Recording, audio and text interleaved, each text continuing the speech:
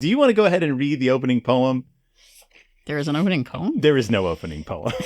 This is not a book that relies on poetry. Or does it have like an opening Bible quote or anything? It's a Bible book. It opens with Mama Bear telling the cubs, breakfast is a very important meal. Breakfast is what? A very important meal. Let's go with that. All right, now I'm going to do the... Was that it? Or yeah, we'll just do that. Oh. Now I'm going to do the intro. And then I didn't actually read it the way it says it. Oh, why don't you read it the way it says it? Mama Bear was always telling the cubs, breakfast is a very important meal.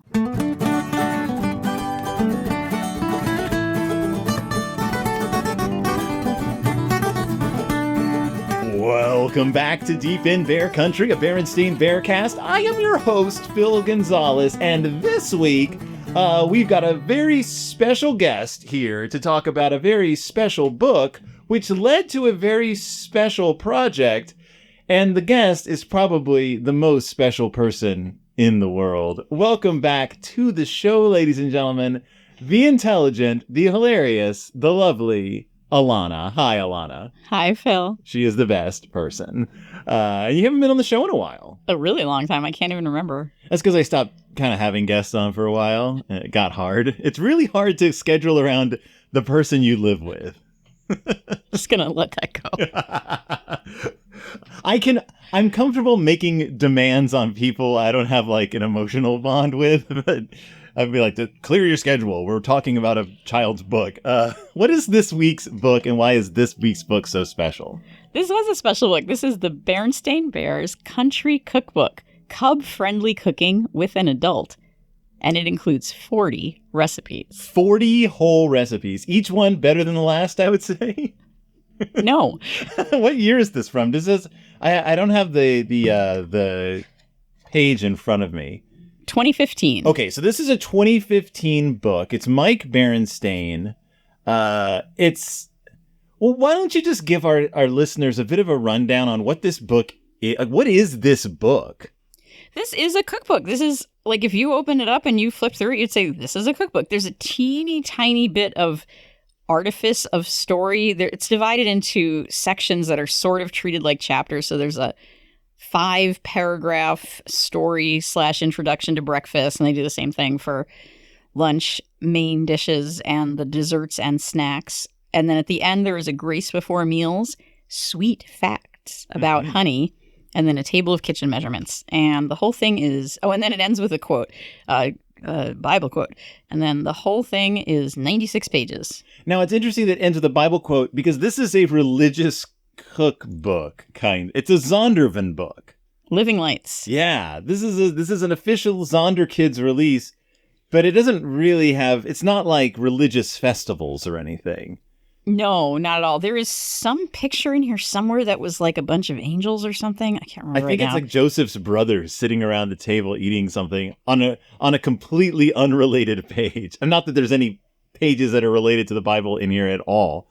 But all the illustrations from this book are pulled from pre-existing books. This doesn't seem to be something that Mike created a whole lot of original material. No, in fact, in the section in the front with the copyright and the date, then it also says that it has parts that are copyright 1973, 1978, 1984, 2011. Yeah, I don't know. I mean, I was going to write to Mike about this, and then I was like, I'm not going to bother him. I'm curious, though, and there is another cookbook that we'll be covering at some point. I am curious as to the origins and the like assemblage of this, because one thought might be maybe these are recipes that the Berenstains made. But we know that's not the case, and why? Because there's one and only one recipe in here that says that it's Jan's lasagna. Yep. So if there were others, I think they would have also mark those. Now, would you say that these are beginner recipes or advanced recipes? Or this is what's a little strange. And before we get off the topic, I've been skimming through. I so far found 2 maybe religious pictures. There's one sort of shepherdy one. Oh, for shepherd's pie, there's a shepherd. Oh, wait. So maybe that's not religious. But that's a picture from the religious, one of the religious books. Okay. But then, which makes sense, shepherd's pie. There's one of the shepherds. But the next one is what seems to be Joseph's brothers or some group of people all gathered around eating, but it's on the mini pizzas page, which... Now, it looks like some of them are drinking wine. Yeah, it's not at all relevant, except that maybe, yes, a group of people might like to eat some mini pizzas. But yeah, it's seemingly at random. Just what they chose pictures that relate to food, I guess, and that's kind of as far as it goes. But like the blueberry pie picture is of a kid eating an ice cream cone. Right. It doesn't have anything to do with what the recipe is. And it's actually the kid eating the ice cream cone is, I believe, from one of the Scouts easy readers. They had to go look for Naughty Ned. I think that's Naughty Ned. But overall, you know what? Like, as someone who doesn't know the books that well, the pictures are cute. No, it's a colorful book. It's laid out well. It's designed well. It's a hardback. This is a sturdy book. And then I think there's one picture made out of like bits of food, like grapes to make a tree trunk and orange slices to look like I don't understand why they did that all of a sudden at the end of the book. Yeah, the art designer decided to throw in an actual piece of like food art. Yeah, at the very end of I have no idea. This book is it's a mess. It's kind of a mess. It's kind of all over the place.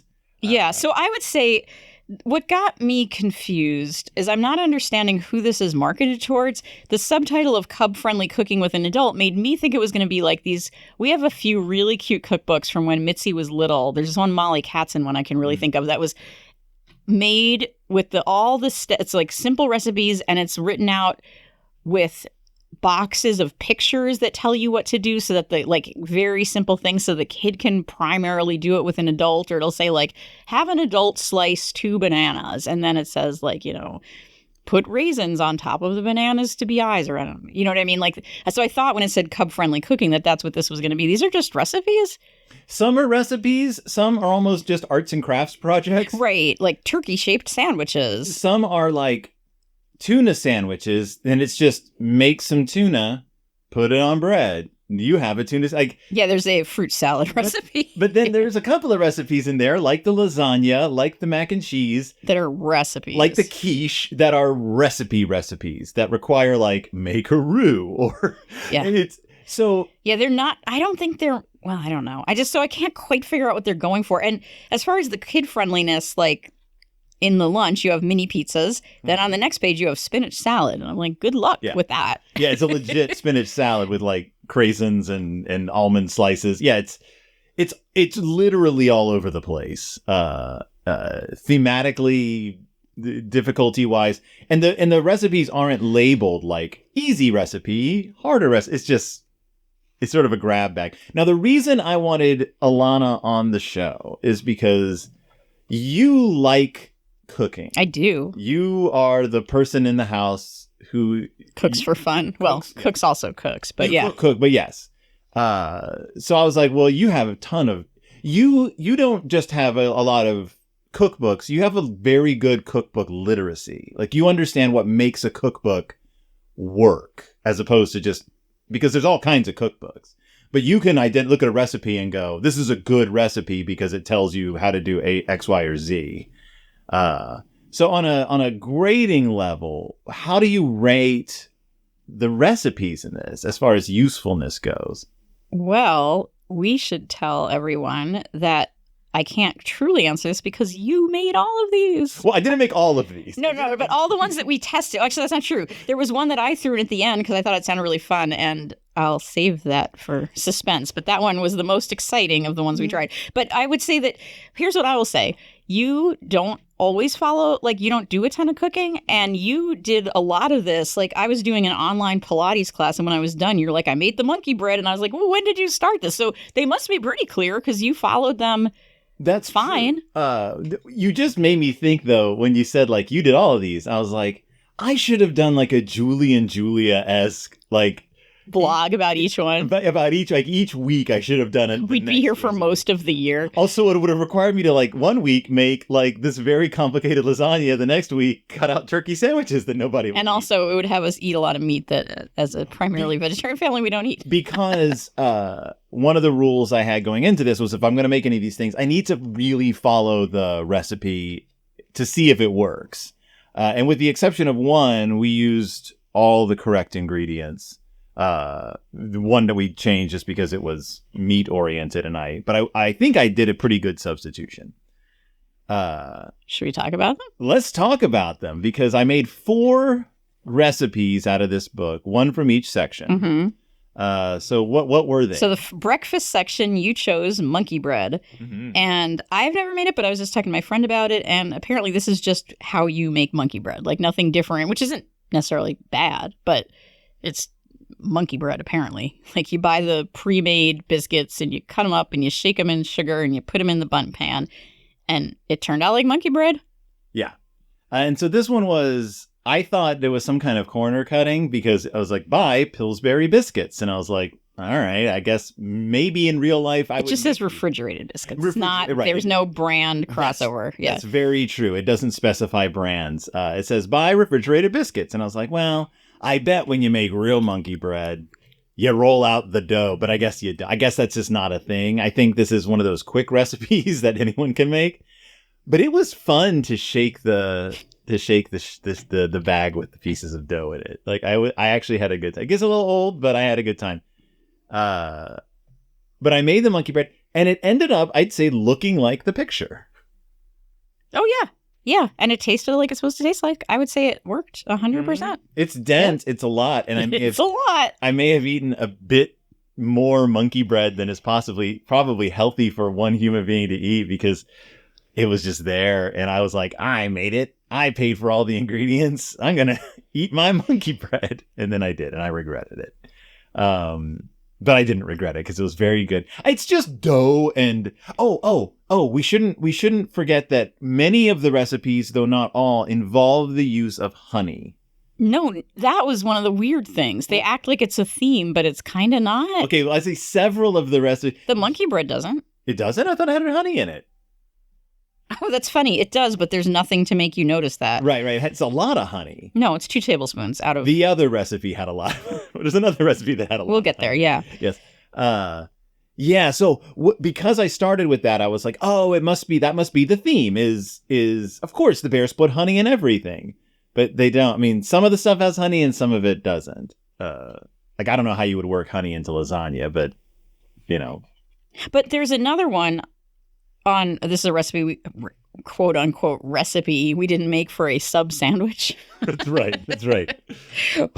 1 foot-long sub bun, 3 tablespoons mayonnaise. But anyway, it has a little picture of a bee, and it says, try mixing mustard with honey for a sweet and tangy sandwich spread. So if they had put the little bee all over, that would have made sense, but they don't. And then one of the recipes that we cooked has a little circle that says bear cub favorite, but there's no other things like that. It felt almost like they had someone edit it, and then they went on vacation, and then someone else edited it, and then they went on maternity leave, and then the third person was like, let's just finish this up. It has the feeling of, we assembled this cookbook, and then someone took a look at it and went, can we throw a few more things in there just to make it seem a little more Berenstain Bearsy? So they added the bee, they added the cub favorite. Although I will say, well, we'll get to the cub favorite one because we did make that one. But yeah, it's a little scattershot and a little undefined. I noticed. Oh, and that sub sandwich recipe is literally just make a sandwich. It totally is. It's just make a sandwich. Before we move out of breakfast, I have to share a recipe we did not make called sausage and tater tot wraps. Tater tot, where you have to take sausage patties, 9 tater tots, ketchup, American cheese, and then put it all together in a whole wheat tortilla. Listen, and that's your breakfast. That's your healthy breakfast. And the directions are: prepare sausage as directed, prepare tater tots as directed, squirt ketchup onto whole wheat wrap, top with warm sausage, tater tots, and cheese, roll it up and enjoy. 1 serving, 2 sausage patties. You will die. Prepare, squirt, wrap. And what's the other step? There's prepare, there's a squirt. Roll it up and enjoy. Roll it up. And that should be number 5. Check yourself into urgent care. Right. This recipe has 1,300 calories. Also, it's not a recipe. The actual recipes involve cooking the sausages and making the tater tots because the rest is Which is really funny because the very next recipe involves hard-boiled eggs, and they give you explicit directions for how to hard-boil an egg, like 5 steps of how to hard-boil an egg. One recipe that's like, I don't know, make some sausages. And then the next recipe is for a Scotch egg, which is a thing. Oh, I was trying to avoid that because that recipe grosses me out. Which is a thing, which is a hard-boiled egg covered in meats, I guess, and then like fried or whatever. And we didn't make it because... But that recipe is 14 steps. Yeah.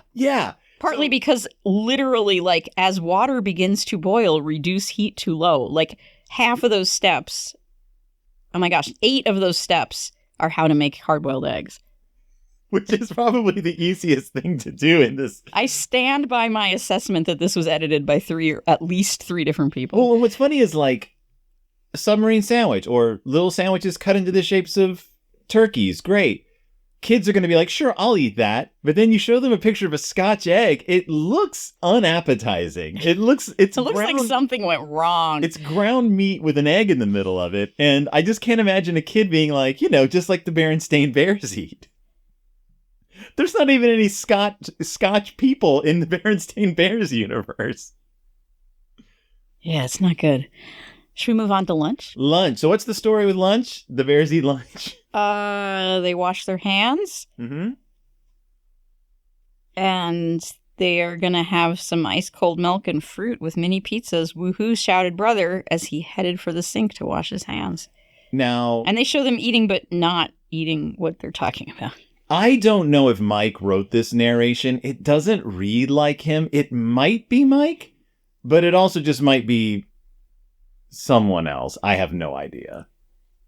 It's also kind of weird because the recipe we made out of lunch, I actually was looking in the wrong part because we made a quiche, which I think of as breakfast. So I don't know. But the quiche came out pretty good. Yeah? Yeah, I thought so. So where are we? We're at lunch. Yeah. Tomato and bacon quiche.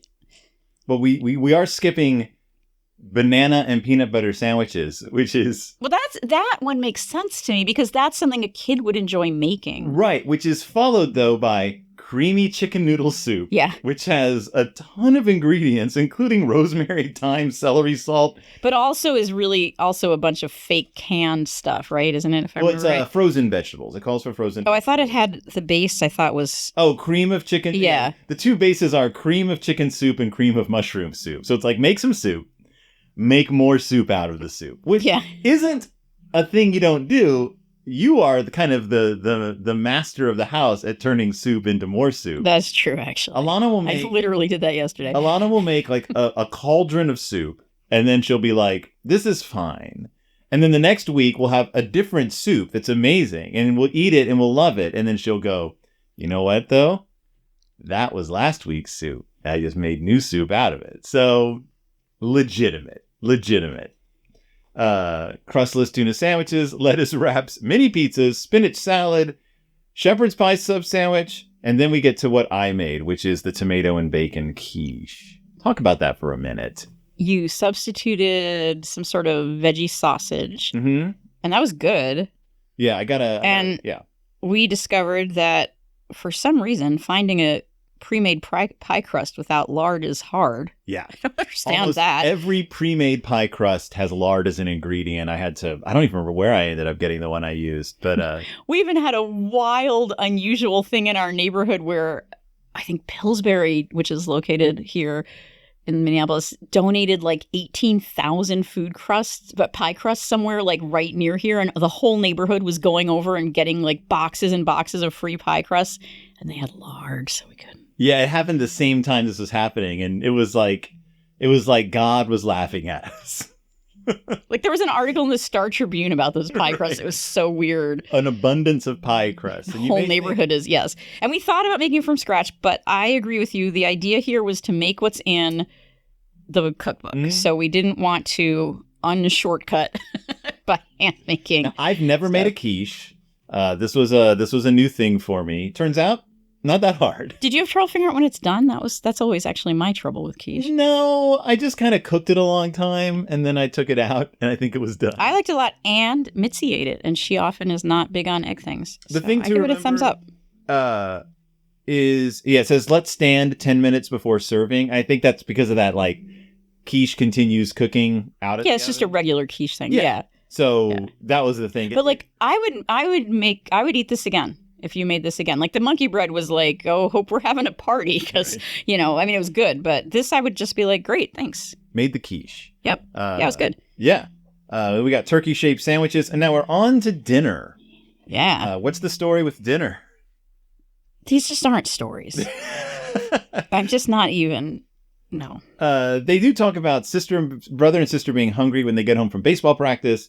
They're going to make a salad to go with green noodle lasagna, and then biscuits and honey, and that's it. They just talk about dinner. And so I guess the chapter is actually called Main Dishes, which I don't understand because the other ones are all. Yeah, breakfast, lunch, and main dishes. But you made the very first one out of this chapter, very good mac and cheese. It was very good and very dense. Yeah, this is a mac and cheese that involved cottage cheese, a lot of butter, a full cup of butter overall, cheddar cheese, breadcrumbs, half and half. 3 cups. 3 cups of half and half. Yeah. Plus another cup of milk. Flour. So it was like eating a rock, not like a rock, like a substance that is really far closer to the core of the earth than we are. It's very just compressed together. But boy, was it tasty. It was. In the recipe, it says, transfer to a greased 9x13 baking dish. Dish will be full. It was. That dish was, like, full to the top. I remember, like, lifting it. I think you took it out of the oven, but, like, picking it up to put it away or something. I was just like, what? Like, that thing weighed, like, 5 pounds. But a half cup of butter went into the recipe. A half cup of butter went on top of the recipe because you melt a half cup of butter with a cup of dry breadcrumbs for the topping, which was delightful. I made mac and cheese the other day, just sort of a little threw together casserole, and I did the topping again, but I used far less butter to mix with it, and it works just fine. So yeah, it came out of the oven. And it was bubbly and warm, and I'm trying to remember, was it in the middle of our like deep freeze? Yes, so it felt like stick to your food. And then I started giving it to Mitzi in her lunch, and then like a day or two later, she's like, "Could you stop giving this?" Like she loved it, but then it was enough. Yeah. Like if you're having like a gathering, or you have to take a hot dish to a dinner with like 15 people, and you bring this mac and cheese, I think you'd be a hit. I think it would go over well, assuming the people there were not lactose intolerant, because if they are, it would kill them. They will die upon eating this. They'll die happy, but they will die. Yeah. And then the very next page, the recipe is corn on the cob. And what's so special about this corn on the cob? The fact that you're supposed to be able to I don't know. It's nothing. There's nothing special. It's literally just... Oh, wait, there's the little bee again. Try adding some honey to your butter for a sweet kettle corn treat. This, I guess, is that what kettle corn is? Is that honey on popcorn? I thought that was other stuff. Or salt? Salt? I don't know. Yeah, I don't know. But I just, the haphazardness of the cookbook is part of what especially amuses if you me. get good corn like we get. I can't imagine adding something sweet to the corn we get, which is... Well, I just don't understand why it's... So this is the macaroni and cheese that you just described was a 4-step directions, and so is the corn on the cob. It just doesn't make sense. That's true. And it doesn't even talk about husking the corn. So, for example, the second direction in the mac and cheese is, this is step 2. In a large saucepan, melt a half cup butter, stir in the flour, salt, pepper, and garlic salt until smooth. Gradually add cream and milk, bring to a boil, cook, and stir for 2 minutes or until thickened. That's one step. In the corn on the cob, step 2 is cover the pot and bring the water to a boil on high heat. Yeah. So there's a little dissonance here. There's something's not quite adding up, but I'm not sure what it is. I do like corn on the cob though. So yeah. But we it's not corn season here. It's definitely not corn season. We have easy enchiladas. They're so easy, they take more steps, apparently, than the incredibly complicated mac and cheese I made. And then the next one is the only one that I actually really wish we had made because it has a little thing that says from the kitchen of Jan Berenstain. And it's green noodle lasagna. Yes. And so I thought that would have been interesting to make just because it's the only one in there that seems like it's an actual family recipe. But besides it having Veal or 75 chicken? degrees. That's the other thing I was going to say. It had 75 ingredients and includes either veal or chicken, and that seemed like a bridge too far. Plus, like, braised mushrooms. The other thing that's funny is it has specifies skim milk mozzarella cheese, skim milk cottage cheese. This is like 3 pages after the thing that has 3 cups of half and half But in this it. is Jan's recipe, and I'm going to assume this is exactly. It also has Jan's margarine in it. recipe. That was one of my things. As I was like, wait a minute, this is a margarine recipe? Oh, Yeah. I bet Jan's was making this recipe for a long time. Yeah. The margarine generation is a very specific generation. Yeah. Yeah. I don't even know if I would do that. No, oh God, no. Margarine's so bad for you. Yeah. And then the sauce has 4 cups of skim milk in it. Yeah. And 2 teaspoons of Worcestershire sauce. I feel like you could pin to the year. Like, you could look at, like, trends about, like, when people didn't know about partially hydrogenated oils, but did worry about fat. Like, there's probably, like, a 2-week time period that you could say, like, this is when she started making that And recipe. also did have a bottle of Worcestershire sauce in their house. Hey, I have one somewhere. So I made, I didn't make the lasagna, but it does look good, but it is complicated. And yeah, like that's like an hour and a half long project at least. No, absolutely. At It bakes for least. 45 to 50 minutes. I mean, lasagna, it always is because you have to boil the noodles. My sister made a lasagna for home ec in high school. And I remember that was like an evening long project for her. It took forever. So we did not make that. We did not. But one day I plan to jump into it because there's some pretty good fake chicken out there. That's true. Yeah. That's true. So grilled chicken with, we didn't even mention that with the quiche. Oh wait, we did mention with the quiche. I used the fake sausage. Okay. Yeah. And then you use those sausages later for something else. Sausages all around. Yes. Different sausages. The same package of sausages, but I only used 2. I had to guess how many fake sausages equaled the amount of bacon they called for. Which is kind of tricky because bacon's, they're pretty well, different. like you always say, substituting bacon is hard. Yeah. Because it brings so much to a recipe. Yeah. And I thott the quiche was great.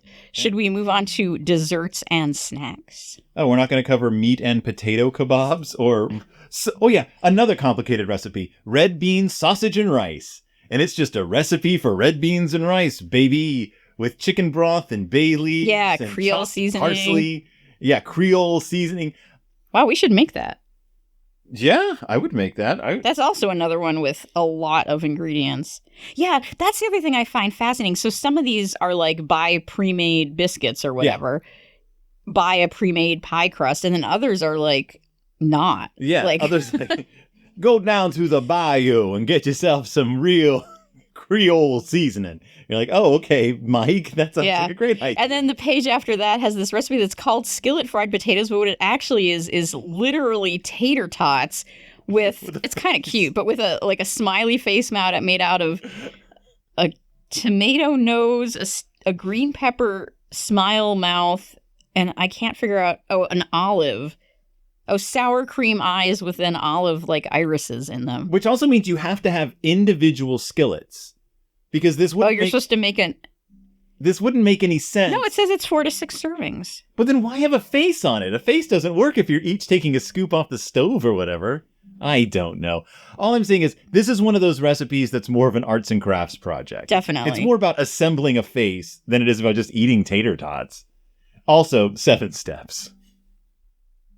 Because you make tater tots and then you steam bagged veggies and just sprinkle them liberally over the tater. I do not understand. Yeah, it's a pretty funny recipe. It seems kind of gross, actually. And I don't know why that wasn't in breakfast. Right. White chicken chili we're not even going to talk about. Although, again, ton of ingredients. It's an actual dinner.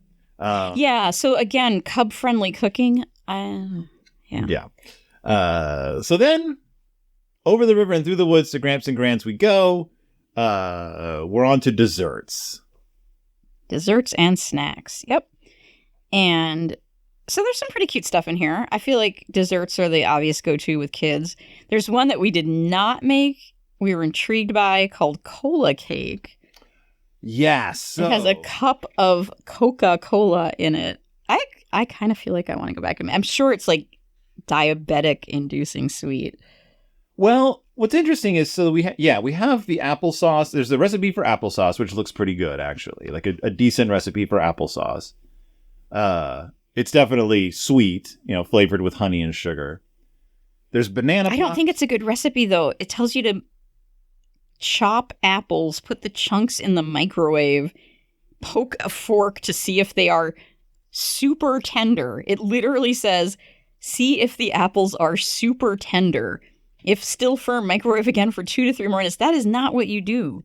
That's what the Berenstain Bears do. Yes. That's how Gramps and Gran grew up making applesauce. I'm sure. Just pop it in the microwave. And this is one of those, it has an optional teaspoon of honey. You can unoptional sugar, but you can optionally drizzle with honey. Banana pops. Which are also kind of a arts and crafts assemblage. project. Blueberry pie, which is... Yeah, it has you actually like cooking the cornstarch and stuff to make the filling. Yeah. Like 3 cups or 5 cups of fresh blueberries. Like that is I thought it was going to be like, buy your pie filling. No. Nope. Yeah. There's other recipes in here that are like, just use jam or whatever. This is like, nope, you have to make an actual blueberry. It looks good. Like it looks better than probably any blueberry pie I've ever eaten, because I think I've only ever eaten the fake stuff. But yeah, and of course accompanied by a picture of a bear eating ice cream. Right. So the cola cake. A bear in a sailor suit. I don't even understand. It's Naughty Ned. He wears a sailor suit. He's a character. We don't like him. Cola cake, though. Which has a picture of the kids licking lollipops, which sort of makes sense because I have a feeling eating the cake is basically like licking a lollipop. If we had a place to like bring this where people would eat all of it for us, I just would make this. I'm very intrigued by this one. But your ingredients include the cup of Coca-Cola, but also miniature marshmallows. And cocoa powder and buttermilk. Yeah. And baking soda, so that's how it's getting the leavening. The icing includes the nuts. Like the nuts are in the icing. And you pour the icing over the top. And more Coke and more cocoa powder. Mm-hmm. Yeah, I'm just kind of fascinated by it. I don't know where this came from. Maybe it's a thing in a part of the country. Did you say that? Is it a thing in the South? Well, I know that soda cakes, like using Sprite, using Coke, things like that, that's a thing. Like, that's a whole genre of baking that I've seen stuff about, but I don't know the specifics. I know that my dad used to heat up Dr. Pepper on the stove and drink it when he was a kid. So people used to do all kinds of crazy things with soft drinks. There was not a whole lot to do. The internet didn't exist yet. I had a manager who was from somewhere in the South, and she would sit in meetings with, I think it was a Sprite, and she'd put salted peanuts in it. Peanuts, yeah. And then they'd like float. I've never heard of doing that with a Sprite, but that's a thing. Is it a different kind of soda? It was a long time ago now. Listeners, what's the soda with the peanuts? Because I know that that's a thing. Coke, maybe it was Coke that I heard of. We were all like, what are you doing? But she always did it. Yeah, and you put peanuts in it, and you drink it, and then you eat the peanuts, and they're like, yeah, it's what you do. And I'm like, no, it's absolutely not what you do. What you do is you buy a Coke and you drink it, and you eat your peanuts separately in your hand like a civilized person. Well, that's why she used Sprite. Maybe she was feeling sick. So there's also a fruity good parfait that I think actually looks, it says vanilla or lemon yogurt, so it's not like super low sugar, but it has just basically berries, granola. Yeah. I thought it was funny. That one has a picture of a heron for some reason. They're like, we don't even want to pretend any children are going to eat this. And that's a 2-step ingredient directions, but it basically makes sense because they're just like, get a cup. Step 1, get a cup. Yeah. Step 2, layer the ingredients. Step 3, this is parfait. There's not even, it's literally 2 steps, which is pretty funny. But I think that's a nice recipe. I feel like that's one where in some of these other cookbooks that we used to have aimed at kids, they make the kids feel excited about how you can chop a strawberry and stuff. And this one, they just kind of let that go. Speaking of excited, I forgot that we did another recipe out of this. Oh, I know. It's the last one, though, so we're going to get to it. I just saw it. I said that before. I got very excited. Were you not paying attention? I already talked about it. I am not paying attention. I'm so excited. Yeah.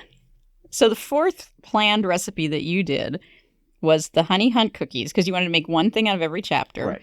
And you said that this was something that they actually taught, like maybe the only thing that they actually talked about in the books that's in this cookbook. Yeah, these are cookies. You hear about Gramps and Gran making these cookies throughout the series, kind of. They're like Gran special. You can smell them walking up the street. And the Cubs will go to the house. I remember when brother was upset about his grade and he ran away and he went to his grandparents' house to talk. And he sits down and she gives him milk and some of her special cookies. And they look great in the drawings. They look soft. They're big and round, kind of thick. And so I had high hopes for the Honey Hunt. This cookie. delivered. These were amazing. very good. Yeah. They were very good. And this is another one where I was like, do you want to do this alone or do you want to do it together? And you're like, we can do it together. And then I like sort of turned my back and I came in and you're like, they're in the oven. And I was like, what? I got really excited. But I mean, what I'm trying to say is these are ones where you make it from scratch. Mm-hmm. Like there's no shortcuts and you pulled it together in a snap. These used a lot of honey, a half cup of honey. I did the trick where you spray the measuring cup with Pam and then you pour the honey in and then it just slips right out without sticking to anything. It was good. Yeah. They were really good cookies. They say that the cookies will look shiny when they're done. They totally look shiny. Yeah. They're shiny. And they actually, the next day, they were really good. Like they sort of softened a little bit more. They got a little. Yeah, I think it's all the honey. Yeah. And they had enough honey that they were soft. They taste good with milk. Mm-hmm. They weren't overly sweet. Like they were definitely a cookie, but they weren't like the monkey bread was. But they also weren't like disappointing.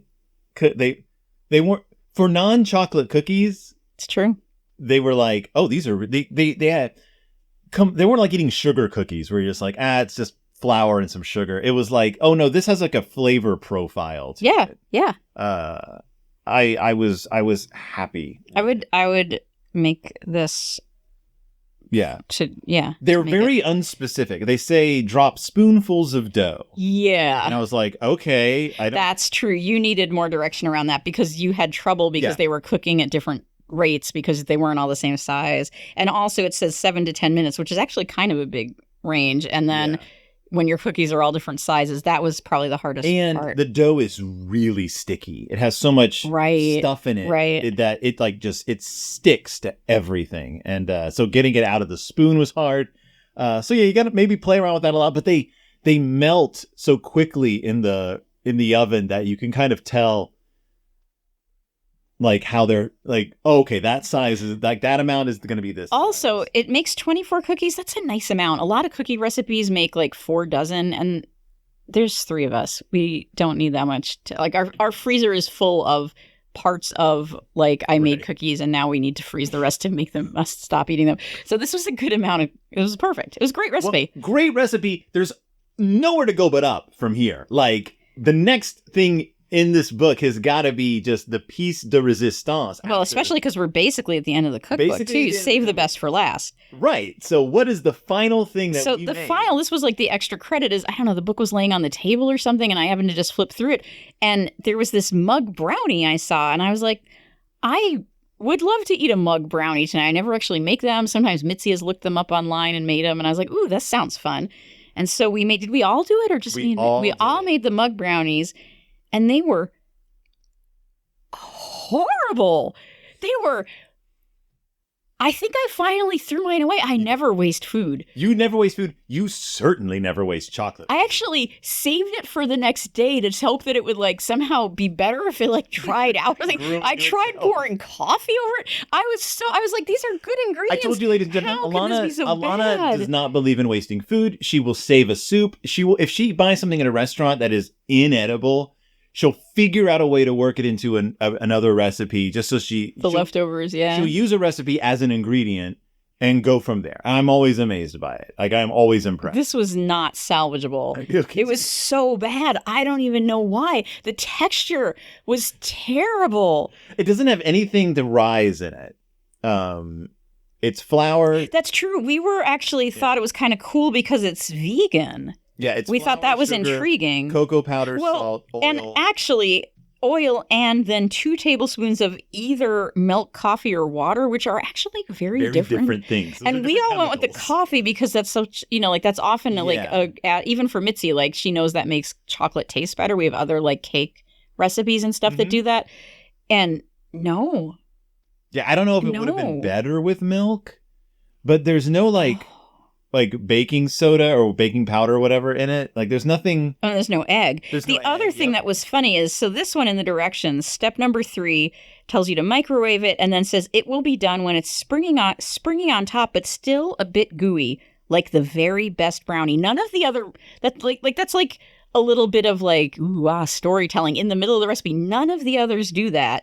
And yet it was not like the very best brownie. Now, I ate mine. I was fine with, I was like, if I was 6 years old and this was presented to me, I would have been like, yay, chocolate stuff. Like I ate a lot of garbage as a kid. Mitzi didn't like it. I finished mine. It tasted like bad hot chocolate. Like when you make a cup of hot chocolate, you're like, ooh. No, there was a texture problem. But the texture was bizarre. It was like simultaneously overdone and undercooked. I don't know how else to describe it. And then it kept changing as you went along. So yes, thumbs down to the mug brownie. Which is funny because it's the only recipe we didn't plan on making. You can find a better mug brownie recipe anywhere. Just Google it. And then the very next page is panda cupcakes, and the first ingredient is a batch of cupcakes. Just get some cupcakes because you're just assembling cupcakes that look like pandas. So like they don't even need this brownie recipe, mug brownie. And then the next recipe disappointing. Is race car cookies, which is just, they look adorable, but in real life, I don't think they would look like. It's like one of those Instagram things when you're like, I made that at home and it did not look like. You take wafer cookies and you assemble race cars out of them and other candies, but you take like fruit roll-up type fruit, like strip stuff, and cut it into shapes to decorate it's just a party game. Like it's just something to do at a birthday party, is make cars out of candy. And this one is interesting because the third and final step of the direction says an adult can help trim the fruit snack. So this one is thinking it's a kid. Yeah. Because that's what editor number 17 wanted. It's almost like these recipes were just pulled from different sources. Yeah. And like different editors, different writers. Yeah, it's weird. And that's the last recipe. That's the last recipe, yeah. We have our Grace, which is really long. We have sweet facts about honey, which aren't that sweet.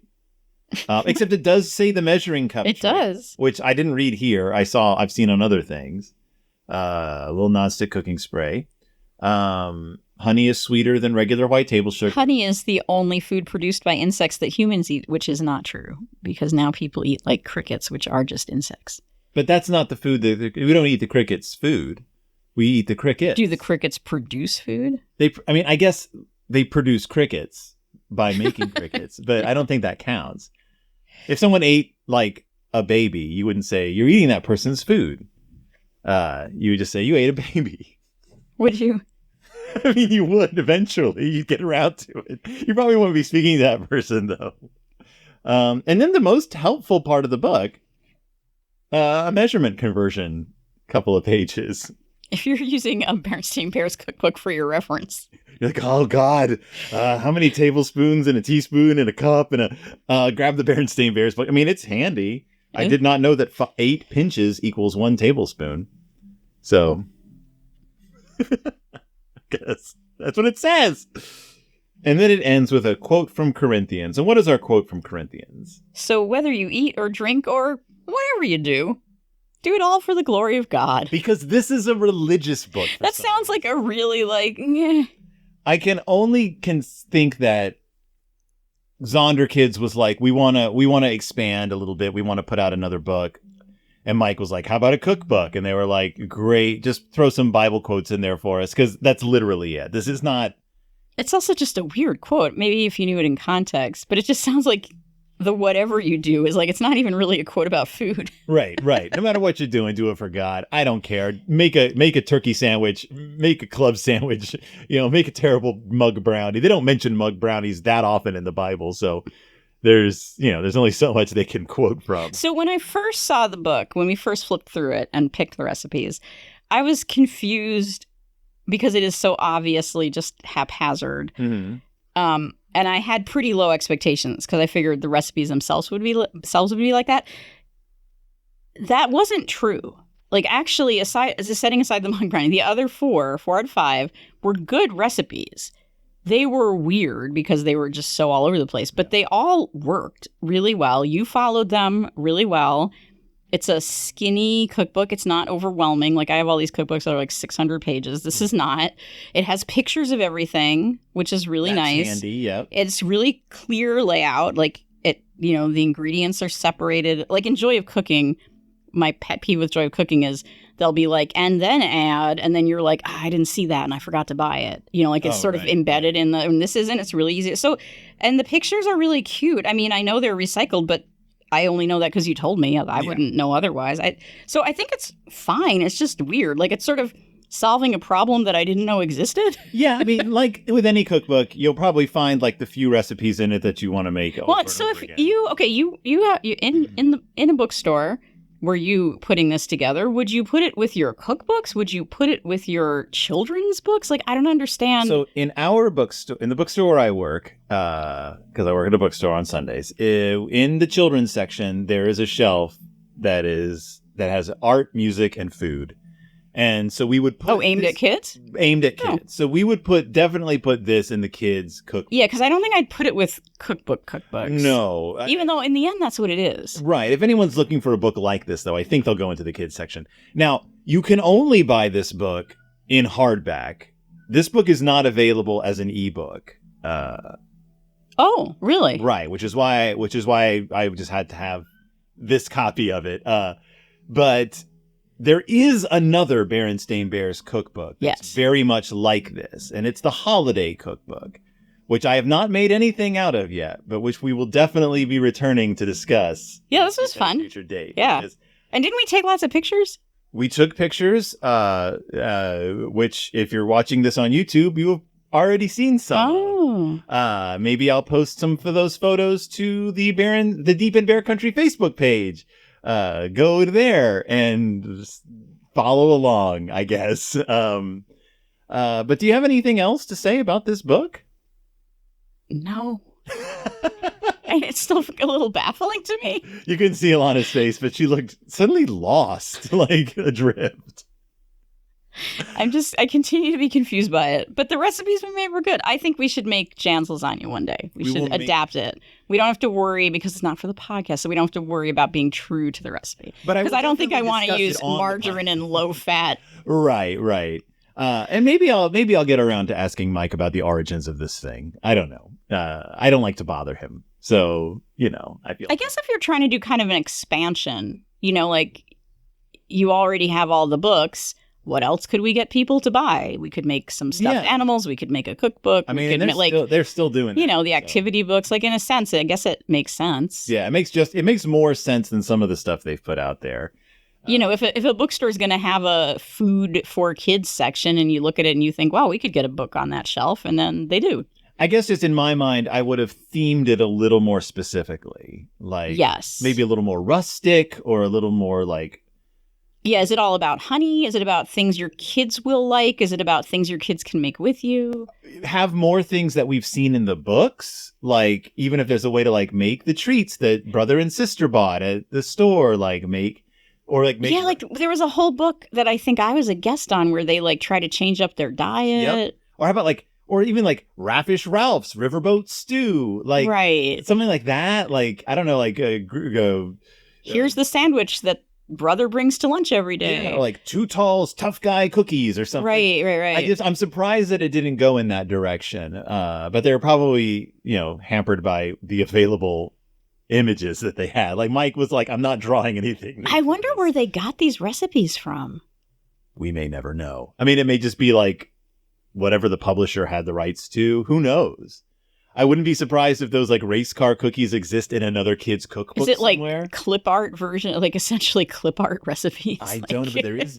Someone took that picture of Jan's lasagna, so. Well, I wonder if that's the only, like it makes it look like that's the only one in there. But I don't know that there's a consistency to the photography that makes me go, I think this was all. That's true. That's true. These don't seem pulled from a stock, so. I just don't understand. And I'm sure the credits are in the beginning somewhere. Whoever took the photos, but I don't know. Maybe I'll drop Mike a line. Now I'm curious. Now I really want to know. Listeners, do you want to know, or are you done? Are you satisfied? Well, if you are satisfied, you may not be satisfied hearing me talk. You can listen to me on other shows like Pizza Toast, where we've been covering the Twilight series, if you want to hear me and Christy talk about that, or It's Del Toro Time with Willow, where we talk about scary stories. So you can listen to that too. Unfortunately, Elana does not have her own podcast, although I think she would kill it in the broadcasting world. Maybe like, I don't know, policy? You could talk about policy? Yeah, that goes over really well. Hey, it would go over at least as well as an 8+ year-long Berenstain Bears podcast. I don't know if you've heard of this, True. but there is a 47-year-old man who has been talking about the Berenstain Bears every week. And surprisingly, he has some friends. So, I don't know, it's a crazy world. But Elana, thank you so much for joining me again. Anytime. And for everyone else out there, keep on trucking, and I'll see you all next time, deep in Bear Country. This is the first episode where you didn't talk about how you looked for 15 minutes. I look great.